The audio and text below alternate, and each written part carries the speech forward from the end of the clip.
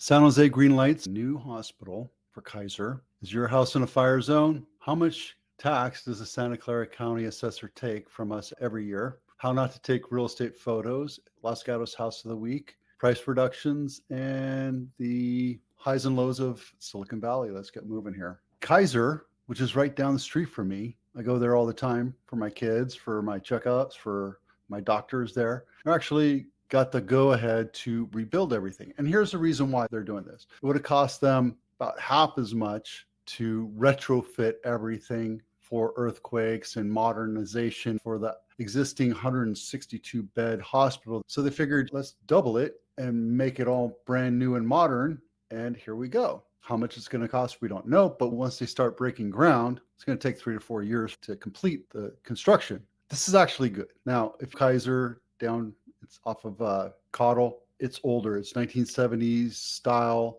It's very dated. They have a couple newer buildings in where the surgery center is, but Kaiser in Santa Clara County is brand spanking new. It's maybe 10 years old, and they just rebuilt the one in San Mateo. I was there yesterday to get blood drawn and another appointment, and I'm happy about this. Here's the thing, right? Where is it going to be? This is the old original building, the 1970s building. Are they going to tear it down? Or are they going to put it right here where the parking is? Eventually, these single-story buildings will be removed. If you know where this is, it's South San Jose. It's good. I'm happy. There's a tall building here. This is where they put patients. And the good thing about this is if you do have to go into the hospital and stay a while, you get single patient rooms. That's great. They have PT, physical training. They have all sorts of other clinical type work there. They have x-ray, all that stuff there too. I'm really happy to see what they're doing. Glad for that. Is your house in a fire zone? Probably is if you're in the hills.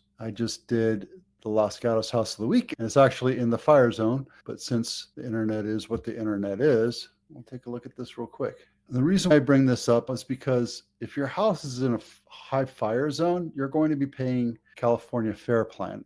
Your insurance carriers will not take it. Matter of fact, they're pulling out. I heard 70,000 insurance clients are being removed from State Farm. So it seems like State Farm is just walking away from everything here. I have a house coming up for sale over here, and they canceled. It wasn't State Farm, it was somebody else, but they just canceled it because their roof was 10 years old and it didn't look like it was in good shape. Insurance is a big problem right now. If you're looking for homes in the hills, just be aware that your insurance is going to be a lot more expensive. I'm looking to eventually move down here because my hope is that my daughters go to school at Santa Cruz. I've been looking at houses all over in this area. And what I've noticed is it's right along Highway 1 is a fire line. It's the fire break. So everything on this side, which is more expensive than on this side, is within the fire. And I even took a look this weekend in Watsonville. I don't know if I'm good for Watsonville, but just something to be aware of.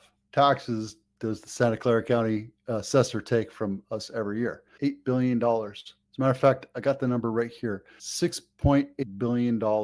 And this is what was assessed for FY 22-23. There's a nice document right here, explains who big taxpayers are, Google, PG&E, etc. What's on the tax bill, it kind of explains it. This link is in my blog, and if you want it, go to my blog and take it. It's free for you to take a look at. Where does the money go? Most of it goes to schools, and then community college, and then also county and city. Every city gets a portion of your property tax. A lot of it goes to roads and everything else. So very important for you to understand where your taxes go. $6.8 billion. This is for last year. This is what they collected. And my assumption is it's going to be a little bit more this year. We'll find out. That segment of this episode of this video is brought to you by the Home Inspection Checklist. If you're thinking about selling your house, this inspection checklist will give you a honey-do list that lets you fix things that inspectors will look at. Los Gatos House of the Week, not my listing, 3 bedrooms, 2.5 bath, almost 3,800 square feet, built in 2000. It's a pretty little house. Because it's 2000, my feel is like they tore down a majority of it and then rebuilt it. But everything about this house is old world charm, Victorian setup, Tudor elevation, I believe. Yeah, it's a really nice looking house. Again, the link is down in my blog, so go take a look. We've had 206 price reductions so far. Last week it went down a little bit, but this week it's up again, and it's pretty normal, but that's because our supply went up just a tad bit, which we'll look at in a few minutes. These are the highs and lows of Silicon Valley. And stay tuned because I have how not to take photos for your home sale. This is the highest sold house in Santa Clara County in Saratoga, 5 bedroom, 6.5 baths, almost 6,900 square feet, and 1.3 acres, built in 2003. Take a quick look at this beauty. You know, it's a great deal because you look at something like this up in Los Altos and you're in the 20s. It's just a beautiful house. Everything about this is a majestic house, and it's in Saratoga. The lowest sold house in Santa Clara County is in Morgan Hill. I believe this is a 55 plus, 1 bedroom, 1 bath, 500 square feet. And there's an ADU that's 2,300 square feet. Because it's over, you're paying $220 a month in an HOA. Highest active, this one, actually, I talked about it yesterday, La Vida Real. Not my listing, but 5 bedroom, 7 and 5 half baths, 21,000 square feet, and a mere paltry $40 million. This is an architectural modern home, and it's beautiful. Everything about it is really well done. I want to get to inside.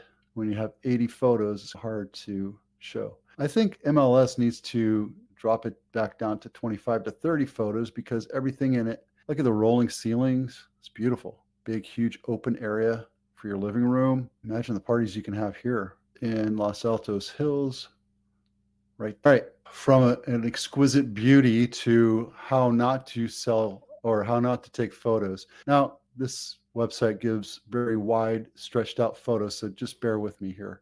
This is more of a farm land, but I want to go through and show you why this is a bad thing. When you go to sell a house, you want to make sure it's clean, bright, and airy. You're selling it as is, but you have personal effects, get rid of it. I know you're still living there, but clean up and tidy up your house and don't put your face in the mirror. Yes, that's the photographer. Looks like the owner taking the picture of the house. You can clean all that up, pack it up, box it up, because guess what? You're moving. Pack up all your stuff and take a high quality photo if you're going to do that. And clean up all your stuff. Everything is wrong about this. So I'm excited to see how long this one takes to sell. It's not my listing.